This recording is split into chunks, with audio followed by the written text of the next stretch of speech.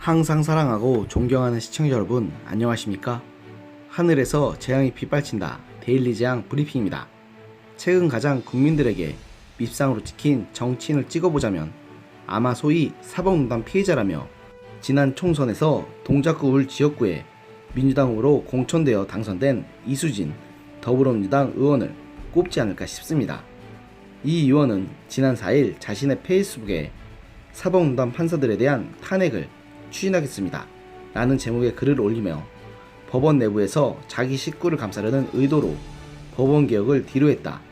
스스로 자정하기 어렵다면 국회와 국민이 나서야 한다면서 김연학 부장판사는 양승태 사법농단 사태의 잠재적 피고인 사법농단 판사들에 대한 솜방망이 처분으로 국민이 분노하고 있다고 특정 판사 개인을 저격하고 나서는 비정상적인 행태를 보였습니다.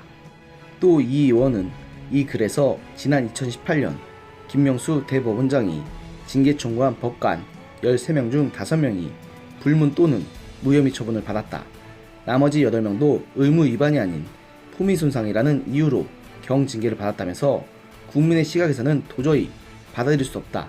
사법농단 판사들에 대한 탄핵을 조속히 추진했다고 했는데 진짜 이분들은 왜 자신들의 개인 의견에 국민을 들먹이는 걸 좋아할까요? 자신들의 의견에 동의하지 않으면 국민이 아니라는 겁니까? 그런 거라면 당신이 국민이란 말을 들먹일 자격이 없습니다. 이수진 의원님.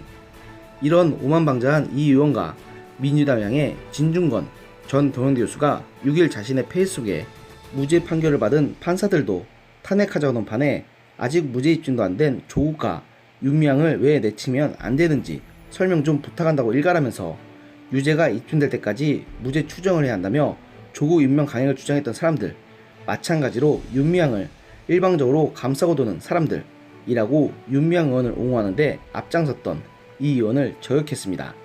또 진전 교수는 사법농단 판사들은 줄줄이 무죄 판결을 받았다.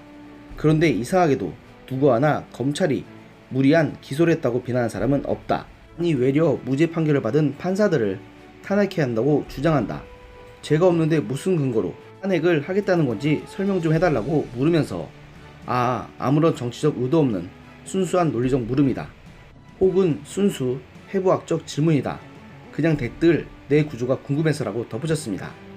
여기에 진정 교수는 사법농단에 저항했다고 주장했는데 정작 양승태의 사법부 블랙리스트에 이름이 들어가 있지도 않다.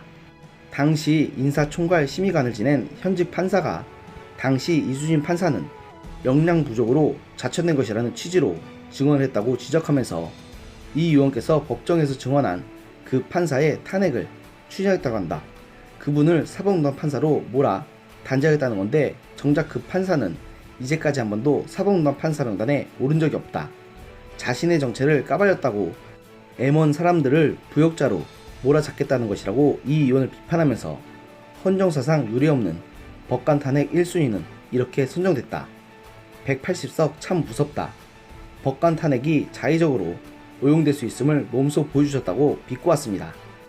그러면서 삼권 분립이 제대로 보장되려면 의원들이 법관을 탄핵하는 것만이 아니라 법관들이 의원을 탄핵하는 것도 가능해야 하는 거 아닌가?